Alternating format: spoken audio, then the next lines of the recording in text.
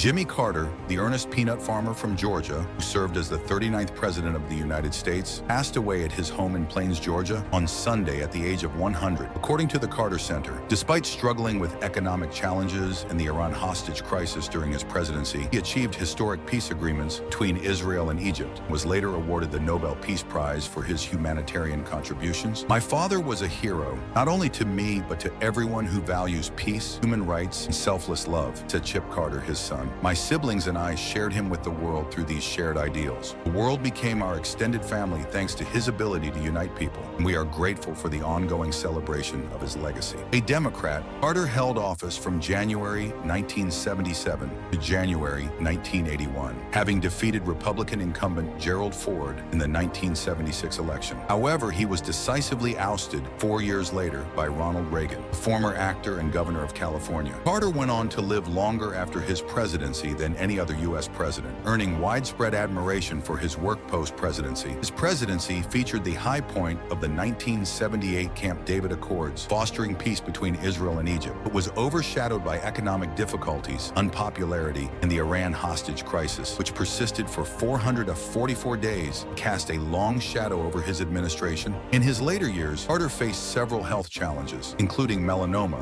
that had metastasized to his liver and brain. In February 2023, he opted for hospice care instead of further medical treatment. His wife, Rosalind Carter, passed away in November 2023 at the age of 96. Carter, appearing frail, attended her memorial service in a wheelchair. Although Carter left office with low approval ratings, he became highly respected for his humanitarian efforts over subsequent decades. In 2002, he was awarded the Nobel Peace Prize for his dedication to resolving international conflicts, promoting democracy and human rights, and encouraging economic and social development. Initially a centrist with populist tendencies as Georgia's governor, Carter assumed the presidency as a Washington outsider during a time when America was still recovering from the Watergate scandal that led to Richard Nixon's resignation. His campaign pledge, "I will never lie to you," resonated with voters seeking honesty. Reflecting on his time in office, Carter admitted in a 1991 documentary, "The biggest failure we had was a political failure. I never was able to convince the American people that I was a forceful and strong leader." However, his post-presidential accomplishments far outshone his time in the White House. Renowned for championing human rights and addressing global hunger and poverty, Carter became a respected voice for the underprivileged and a mediator in international conflicts. His Carter Center in Atlanta deployed election monitoring teams worldwide and facilitated resolutions in nations like Ethiopia, Bosnia, and Haiti. His foreign policy centered on the Middle East, culminating in the historic 1979 Egypt-Israel peace treaty, which ended a state of war between the two nations. Egyptian President Anwar Sadat and Israeli Prime Minister Menachem Begin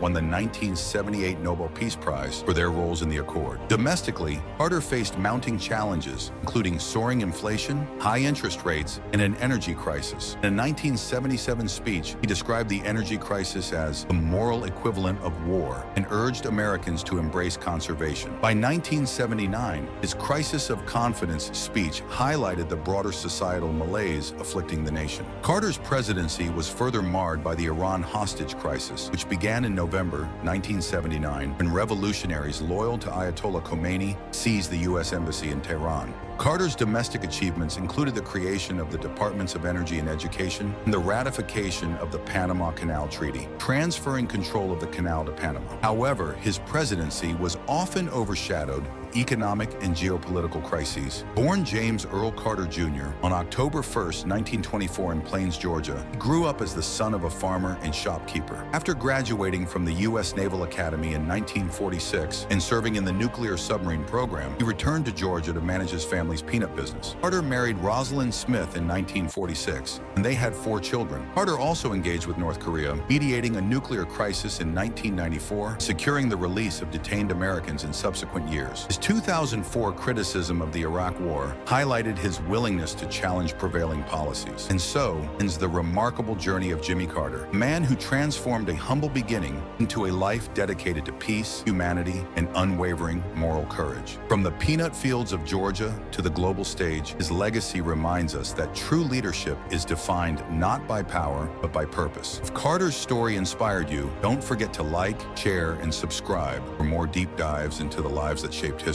See you in the next video.